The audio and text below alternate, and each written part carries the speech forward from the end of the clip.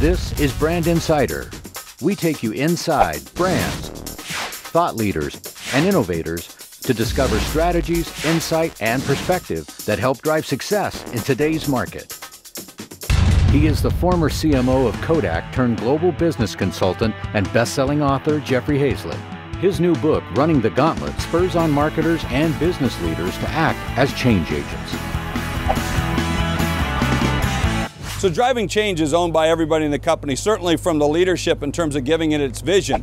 But really, it's got to happen down all the way throughout the company, whether you're the janitor, whether you're the guy making the product, whether you're the secretary, whether you're the person answering the phone, everyone's got to be driving change. You got to know where we're going. It really sits around what I call the conditions of operations, or the way in which we operate as a company.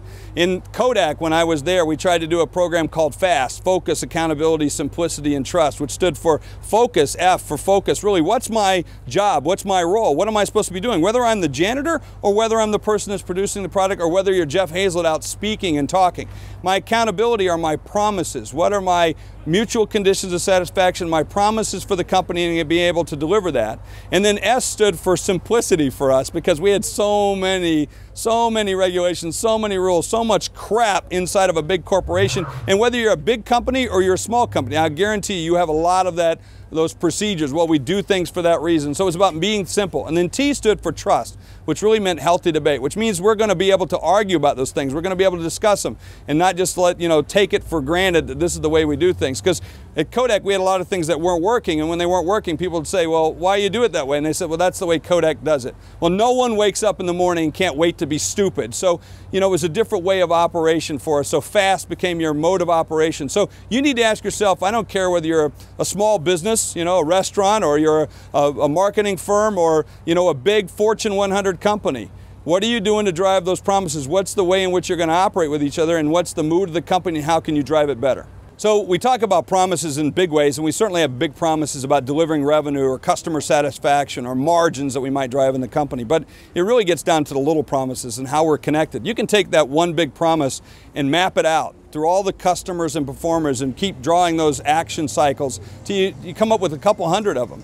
And it's that one little one that where someone missed a phone call, someone missed a response on an email, that screws up all those promises, which leads to the failure of the big promise. So we're connected through these promises. It's really about how we drive those mutual conditions of satisfaction. One of the better books I've ever read in my life, in fact, in my first book, the best-selling book, The Mirror Test, I talk about books you should have in case your library burns down. And I talk about one particular book called The Goal that everybody should read. And it really talks about a story in there that's really pertinent to about keeping promises and driving change in the organization. And it's about a Cub Scout troop that goes on a hike, and a gentleman who takes that Cub Scout troop out. And as he moves up the hill, up the mountain, the troop gets a little faster than some of the others. So some of the kids are really fast and some of the kids are really slow. And so he's perplexed by this, because as the leader, he's trying to keep them together. He wants to keep them together because he thinks as a leader, he should keep them all moving at the same speed, all along the same way. And he's thinking, well, maybe I should put the fat kid back here and the skinny kid over here and the fast kid over here and this one. And it goes through his mind, and he gets to the first rest area, and the fast kids have already rested, and they take off, and he's with the slow kids. And again, he's perplexed until he finally realizes that he can only move as fast as his slowest common denominator. So that means we can only build as strong as our weakest link in our company.